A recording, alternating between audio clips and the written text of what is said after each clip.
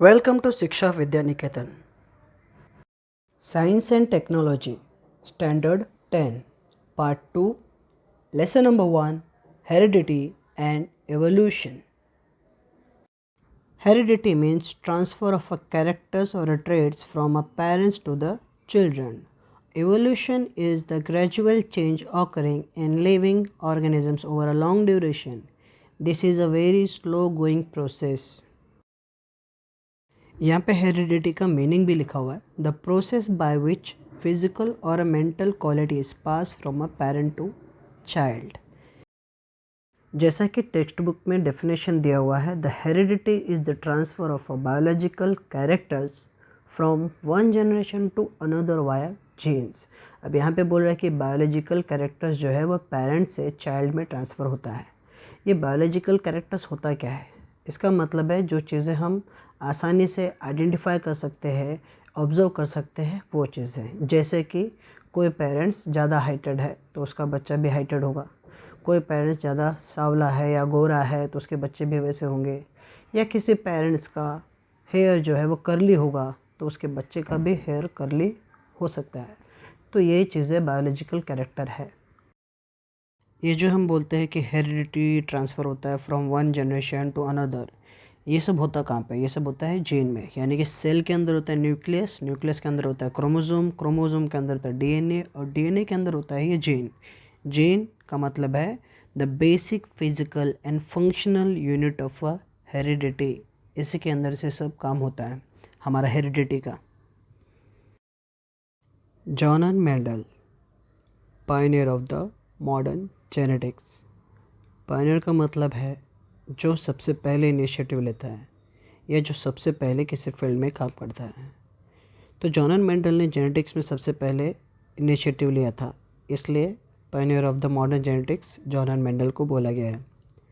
आपके 9th standard में P के ऊपर पूरा रिसर्च दिया हुआ है, वटाना, जिस पे जॉन मेंडल ने सब रिसर्च किया है कि वो वटाने का शेप, राउंड, रिंकल, उसका फ्लावर का कलर रेड, वाइट, उसका हाइट, लॉन्ग, शॉर्ट, इस सब चीज़ों पे उन्होंने रिसर्च किया था कि कैसे उसके फर्स्ट जनरेशन से नेक्स्ट जनरेशन पे जो भी ट्रांसफ़र हो रहा है हेरिडिटी का, वो कैसे हो रहा है, क्यों हो रहा है, कौन से कैरेक्टर्स एक्सेप्ट हो रहे हैं, कौन से नहीं हो रहे हैं, ये सब।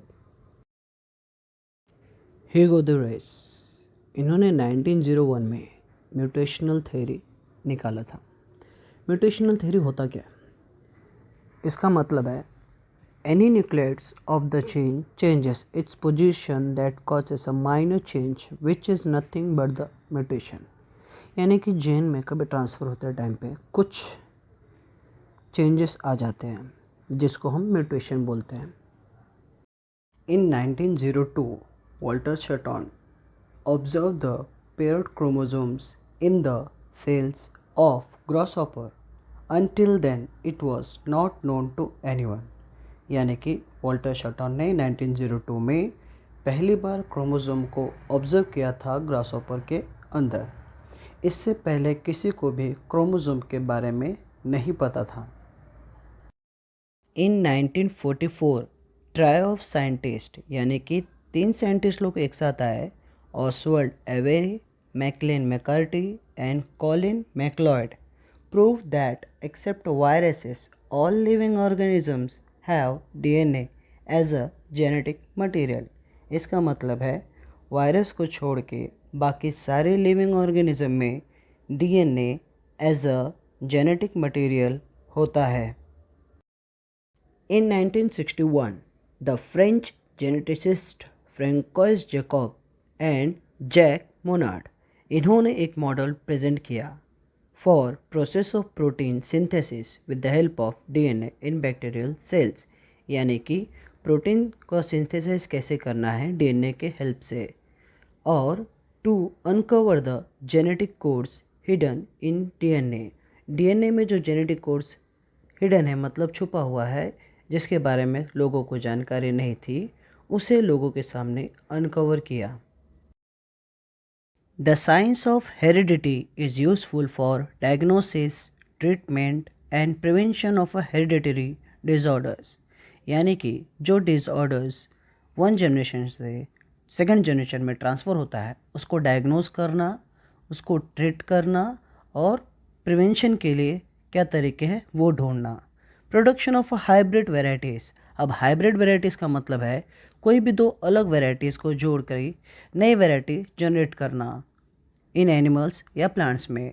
अब industrial process in which microbes are used. Industrial process में जो माइक्रोब्स यूज़ होते हैं उसमें भी हाइब्रिड वेराइटीज़ का उपयोग होता है। Next topic, transcription, translation and translocation. DNA और आरएनए दोनों में ही 4 टाइप के नाइट्रोजनस बेस होते हैं। डीएनए में adenine, thymine, cytosine, guanine. RNA में भी एडेनाइन, साइटोसाइन, ग्वानिन, लेकिन थायमाइन की जगह पे यूरेसिल होता है। एडेनाइन का कॉम्बो जो है वो थायमाइन के साथ होता है और साइटोसाइन का ग्वानिन के साथ। आरएनए में एडेनाइन का यूरेसिल के साथ और साइटोसाइन का ग्वानिन के साथ। ट्रांसक्रिप्शन प्रोसेस स्टार्ट होते हैं जब डीएनए में से एमआरएनए जनरेट होता है तो डीएनए के एडेनाइन पे एमआरएनए का यूरेसिल जनरेट होता है, थामाइन पे एडेनाइन, साइटोसाइन पे ग्वानिन, ग्वानिन पे cytosine. Transcription, mRNA is produced as per the sequence of nucleotides on a DNA। DNA में जो sequence of nucleotides है वो mRNA में कॉपी होगा। Only one of the two strands of a DNA is used in this process।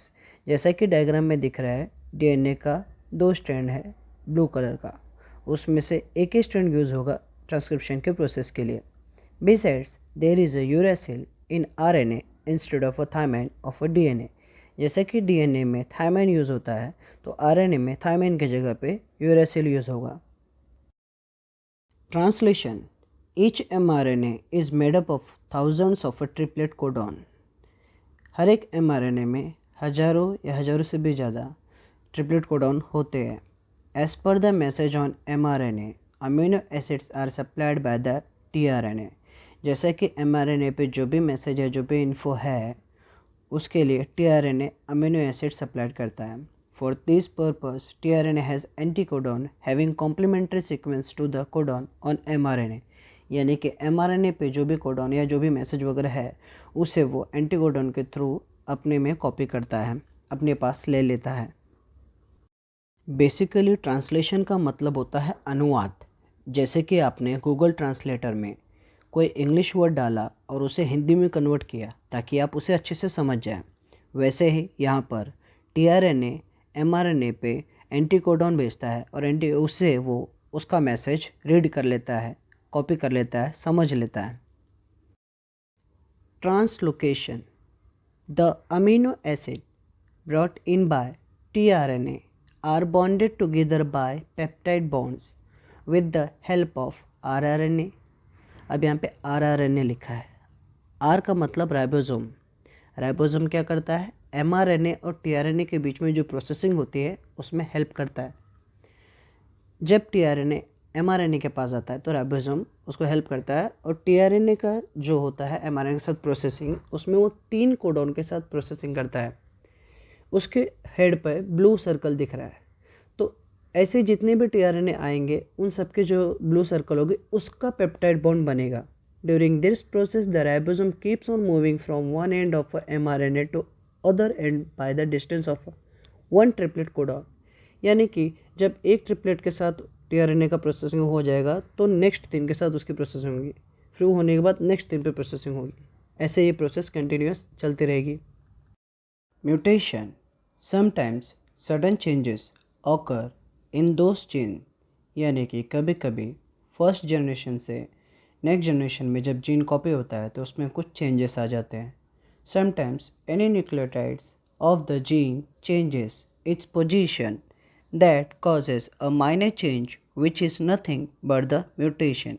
यानी कि जैसा कि आप डायग्राम में देख रहे हैं, मेन सीक्वेंस में TGC के जगह पे GAT रिप्लेसमेंट में आ गया है, यानी कि यही आपका म्यूटेशन है। म्यूटेशन के टाइम पे कभी कभी जेनेटिक डिसऑर्डर्स भी होने के चांसेस रहते हैं, जैसे कि sickle cell anaemia. Evolution, evolution is the gradual change occurring in living organisms over a long duration. अब यहाँ पे बोल रहा है कि gradual change occurring in living organism. Living organism मतलब human beings, animals, birds, plants, इनमें जो बदलाव हुआ है इसे ज़्यादा टाइम लगा है। This is a very slow going process through which development of a organisms is achieved. तो ये जो प्रोसेस जिसमें ज़्यादा टाइम लगा है ये बहुत ही स्लोली हुआ है। इसमें हजारों लाखों करोड़ों वर्ष लग गए। Formation of a new species due to changes in a specific characters of a several generation of living organisms as a response to natural selection is called as evolution. अब यहाँ पे बोला कि new species due to changes in a specific character, जो नए नए प्रजाति के अलग अलग स्पेसीज आए, इसमें जो कैरेक्टर अलग अलग चेंज हुआ है ये उनका नेचर सिलेक्शन के ऊपर डिपेंड हुआ है। यानी कि हर एक नेचर के हिसाब से उनका रिस्पॉन्स कैसा था उस हिसाब से उनमें बदलाव आते गए और ये बदलाव जनरेशन टू जनरेशन यानी कि सेवरल जनरेशन में होता गया। Theory of evolution. First point, changes occurred in the unicellular organisms from which larger and more complex organisms were formed. Duration of all these changes is at most 300 crore years। यानी कि ये जो changes हुआ सबसे पहले ओशियन में एक unicellular organism पैदा हुआ, उसके बाद फिर धीरे धीरे उसी से और larger and more complex organisms आए। इस प्रोसेस को होने में ऑलमोस्ट 300 करोड़ ईयर लग गए। Second point, changes and development in living organisms had been all round and multidimensional। Multidimensional का मतलब यहाँ पर है मेंटली एंड फिजिकली जो भी चेंजेस हुए हैं स्पेसिस में वो सब, and this led to evolution of a different types of organisms. तो इसी बदलाव के कारण हमारे अर्थ पे अलग अलग वेराइटीज़ या टाइप्स के एनिमल्स या स्पेसिस अवेलेबल है। Third point, progressive development of plants and animals from the ancestors having different structural and functional organizational is called evolution। अब यहाँ पे बोला कि progressive development of plants and animals, यानी कि प्लांट और एनिमल में जो भी प्रोग्रेसिव डेवलपमेंट जो भी हमारा बदलाव होता गया है फ्रॉम द एंसेस्टर मतलब हमारे पूर्वजों के हिसाब से जो पहले ज़माने में होता था वह उसको हम कंपेयर करेंगे आज से। तो पहले वाले से और आज में जो ये बदलाव हुआ है स्ट्रक्चरल एंड फंक्शनल ऑर्गेनाइजेशनल, उसी को एवोल्यूशन बोल रहा है। Evidence of evolution. एविडेंस का मतलब होता है प्रूफ। ये जो बदलाव हुए हैं उसके क्या क्या प्रूफ है उस पर हम अभी नज़र डालेंगे। Morphological evidence. मॉर्फोलॉजी का मतलब होता है the study of the form and structure of animals and plants. तो जैसे कि हम फर्स्ट रो में देख रहे हैं डॉग, शीप, फॉक्स ऐसे एनिमल दिए हुए हैं। इन तीनों में अगर हम कॉमन सिमिलरिटीज़ फाइंड आउट करें तो तीनों के पास 2 ईयर है, 2 आई है, 1 नोज़, 1 माउथ और तीनों के बॉडी पे थिक हेयर भी है। तो इससे ये पता चलता है कि इनके एंसेस्टर कॉमन रहे होंगे। वैसे ही सेकेंड रो में अगर हम तीनों प्लांट के leaf shape, leaf venation, leaf petiole, fruits इनको देखें तो ऐसा लगता है ये भी किसी कॉमन एंसेस्टर से बिलोंग करते हैं। Anatomical evidence. एनाटॉमिकल का मतलब है study of body structure.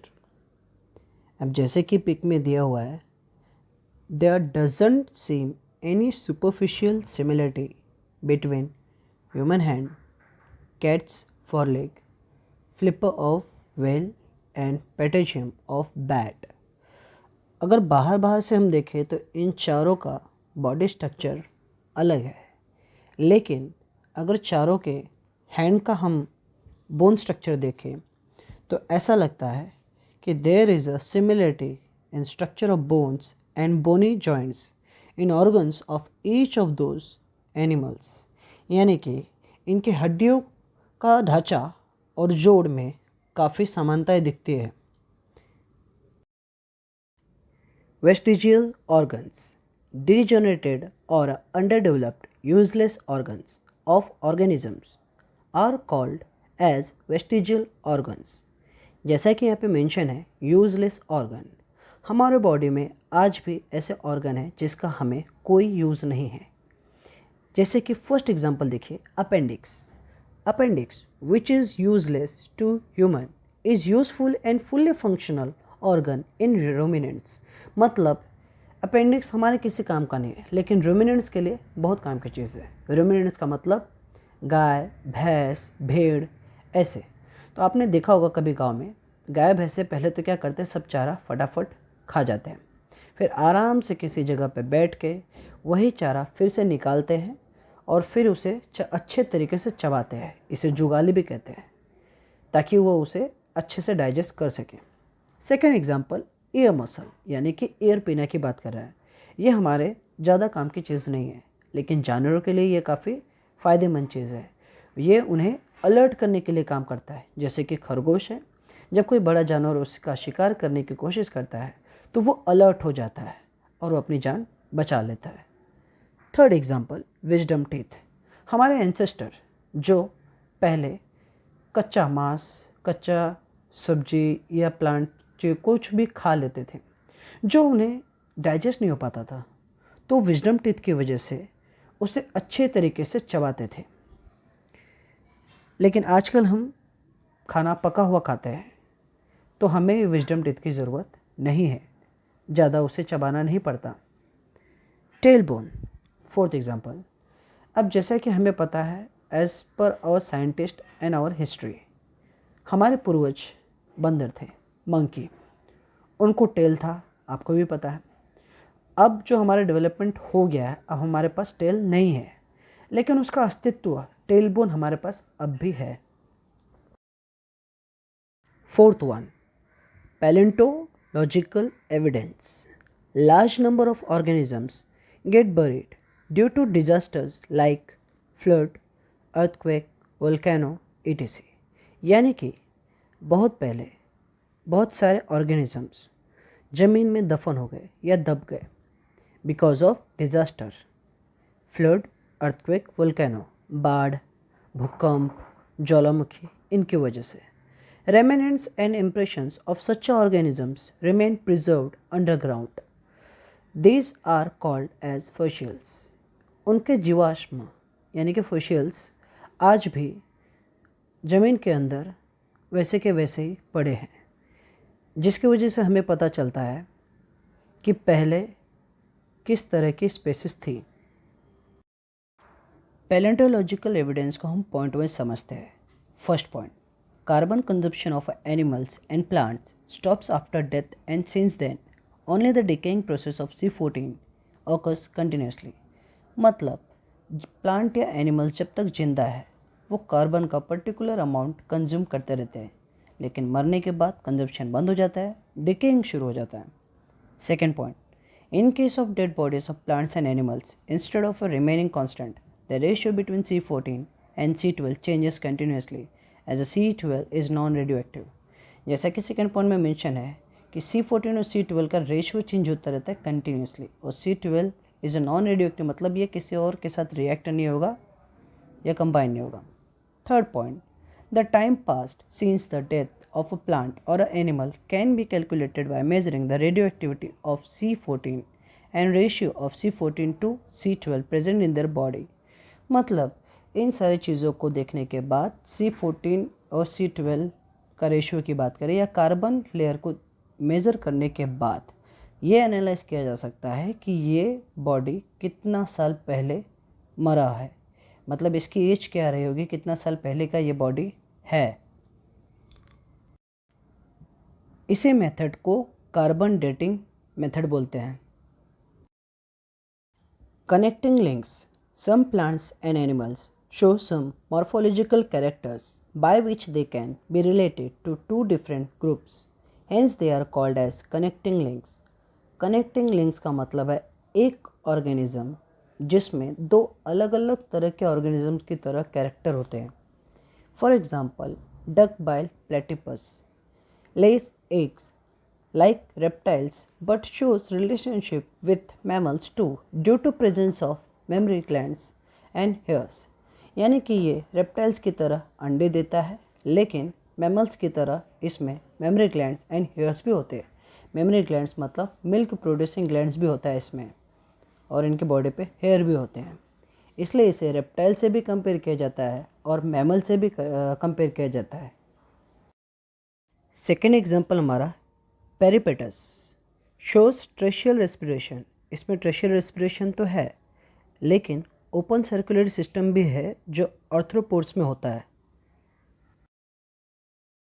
Third example, lung fish performs respiration with lungs irrespective of being fish. Lung fish जो रेस्पिरेशन करते हैं वो लंग्स से होता है उनका।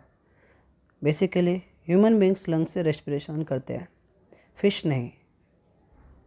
इसलिए यहाँ पे लंग फिश को दो चीज़ों से कंपेयर किया जाता है, रेस्पिरेशन के मामले में हमारी तरह और बॉडी स्ट्रक्चर में फिश की तरह।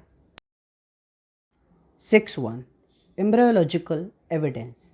जैसा कि पिक्चर में दिया हुआ है, fish, salamander, tortoise, chicken, pig, काऊ, रैबिट, मैन, इन सब के एम्ब्रायोस दिए हुए हैं। थर्ड स्टेज में सब डिफरेंट दिख रहे हैं, सेकेंड स्टेज में थोड़ी बहुत सिमिलरिटी और थोड़ी बहुत डिफरेंस भी है, लेकिन फर्स्ट यानी कि इनिशियल स्टेज में इनमें काफ़ी कॉमन चीज़ें दिख रही हैं। तो इससे हम ये बोल सकते हैं कि it indicate the common origin of all this animals. Darwin's theory of natural selection. Only those organisms which are fit to live and the rest perish. Darwin के मुताबिक जो ऑर्गेनिज्म इन्वायरमेंट के हिसाब से अपने आप को स्टेबल कर लेगा वो उस इन्वायरमेंट में फिट टू लाइफ मतलब रह सकता है, सर्वाइव कर सकता है, एंड द रेस्ट पेरिश, बाकी नहीं कर सकते। Sustaining and selected organisms can perform reproductive and thereby give rise to the new species with their own specific characters. जो उस इन्वायरमेंट में रह जाते हैं, सस्टेन करते हैं, वो रिप्रोडक्शन की वजह से उनकी न्यू जनरेशन आती है, फिर उसमें न्यू स्पेसीज जनरेट होती है। Main objectives. First point, natural selection is not the only factor responsible for evolution. Darwin के मुताबिक नेचुरल सिलेक्शन ही एवोल्यूशन के लिए जिम्मेदार नहीं है। Second point, Darwin did not mention any explanation about useful and useless modification. Darwin की थ्योरी में ऐसा कोई एक्सप्लेनेशन नहीं है जिससे यूज़फुल एंड यूजलेस मॉडिफिकेशन के बारे में पता चल सके।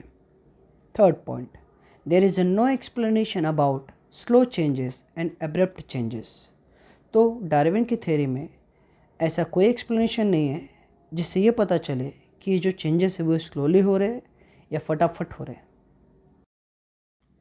डार्विन की थ्योरी में बताया गया कि अगर आप एनवायरनमेंट में सस्टेन रह गए तो आप सर्वाइव कर सकते हो। लैमार्किज्म में ऐसा है कि आपका बॉडी पार्ट्स या ऑर्गन जिसे आप जिस हिसाब से यूज़ करोगे या डिसयूज़ करोगे तो उस पर इम्पैक्ट पड़ेगा।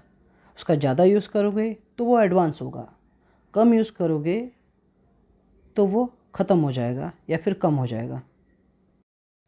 Morphological changes occurring in living organisms are responsible for evolution, and the reason behind those morphological changes is activities or laziness of that organisms. He called this concept as a principle of use or disuse of organs।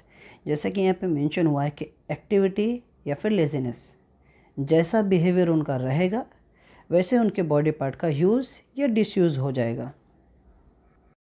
यहाँ पे giraffe की pick दी हुई है। Lamarckism के हिसाब से the neck of giraffe has become too long due to browsing on leaves of tall plants by extending their neck for a several generation. मतलब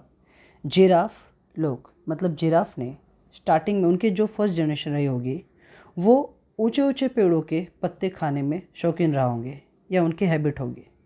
तो ऐसा ही करते करते उनकी जो नेक्स्ट जनरेशन आई, उनकी गर्दन थोड़ी और बढ़ गई होगी, फिर वो भी ऊंचे ऊंचे पेड़ों के पत्ते खाने लगे। ऐसा करते करते जनरेशन बाय जनरेशन उनकी गर्दन धीरे धीरे बढ़ती चली गई, क्योंकि उन्होंने अपनी गर्दन को हमेशा ऊंचा करके बड़े पेड़ों का पत्ता खाने के लिए ही यूज़ किया। इसलिए उनकी गर्दन में इम्पैक्ट पड़ा और वो और एडवांस हो गया और डेवलप हो गया और हाइटेड हो गया। लेकिन ये चेंजेस एक दो दिन में या एक दो साल में नहीं हुआ, ये कई जनरेशनों के बाद हुआ है। जैसे कि फर्स्ट जनरेशन में वो एक्टिव रहा होगा, सेकंड जनरेशन भी एक्टिव रहेगी, ऐसे धीरे धीरे कई जनरेशन उस चीज़ में एक्टिव रही होगी, जिसकी वजह से धीरे धीरे उसका इम्पैक्ट होना शुरू हुआ होगा, तब जाके उनकी गर्दन इतनी लंबी हो गई होगी। Speciation. First point, species is the group of organisms that can produce fertile individuals through natural reproduction. कोई भी स्पेसिस अपनी नेक्स्ट जनरेशन जो है वो नेचुरल रिप्रोडक्शन के थ्रू लाते हैं। Second point, each species grows in a specific geographical condition. अलग अलग तरह के स्पेसिस अलग अलग तरह के जोग्राफिकल कंडीशन में आते हैं। Third, their food habitat, reproductive ability and period is different. सबके अपना अपना फूड, अलग अलग हैबिट और रिप्रोडक्टिव एबिलिटी अलग अलग होती है। फोर्थ पॉइंट, जोग्राफिकल और reproductive isolation also leads to speciation. इसका मतलब यह है the formation of new and distinct species in the course of evolution they need geographical और रिप्रोडक्टिव आइसोलेशन। अब जैसा कि आप पिक्चर में देख रहे हैं, ह्यूमन इवोल्यूशन के बारे में दिया हुआ है। First, ancient animals like lemons जो 7 करोड़ साल पहले थे। उसके बाद इजिप्टोपिथेकस जो 4 करोड़ साल पहले थे। उसके बाद ड्रायोपिथेकस जो 2.5 करोड़ साल पहले थे। उसके बाद रामापिथेकस जो 1 करोड़ साल पहले थे। फिर ऑस्ट्रेलोपिथेकस जो 40 लाख साल पहले थे। स्किल्ड ह्यूमन जो 20 लाख साल पहले आए। उसके बाद man with erect posture 15 lakh साल पहले आए। नेंदरथल 1.5 लाख साल पहले आए। क्रो मैग्नन मैन जो 50,000 साल पहले आए। Development of a human brain. The morphology of these human-like animals started to appear like to be the member of the genus Homo. करीब 20 लाख साल पहले स्किल्ड ह्यूमन डेवलप हुए और 15 लाख साल पहले ह्यूमन जो है वो इरेक्ट पोस्चर में चलने लगे। नेंदरथल मैन करीब 1.5 लाख साल पहले ये आए थे। इन्हें ही as the first example of wise man माना जाता है, यानी कि बुद्धिमान प्राणी। इनमें सोचने और समझने की अच्छी क्षमता आ गई थी। First point, about 10,000 years ago, wise men started to practice the agriculture. यानी कि करीब 10,000 साल पहले वाइस मैन ने खेती बाड़ी करना शुरू कर दिया था। It started to rear the cattle herds and established the cities. उन्होंने पालतू जानवर जैसे कि गाय भैंस पालने शुरू कर दिए और गांव शहर बसाना भी शुरू कर दिया था। Second point, art of writing was invented about 5,000 years ago. करीब 5,000 साल पहले उन्होंने लिखने की कला सीख ली थी। And thus the history had been started. तब से हमारा इतिहास शुरू हो गया है। जब से उन्हें लिखने की कला आ गई तब से उन्होंने दीवालों पर कलाकृति दिखाना शुरू कर दी, कपड़ों पर लिखना शुरू कर दिया, वस्तुओं पर लिखना शुरू कर दिया, जिसकी वजह से हमें इतिहास का प्रूफ मिलना शुरू हो गया। Third point, modern sciences emerged about 400 years ago. करीब 400 साल पहले विज्ञान की शुरुआत हो चुकी थी। And industrial society was established about 200 years ago. करीबन 200 साल पहले इंडस्ट्री की शुरुआत हो चुकी थी, यानी कि मशीन औद्योगिकरण शुरू हो चुका था। We have reached at this stage, and still we are searching the details of roots of human ancestry.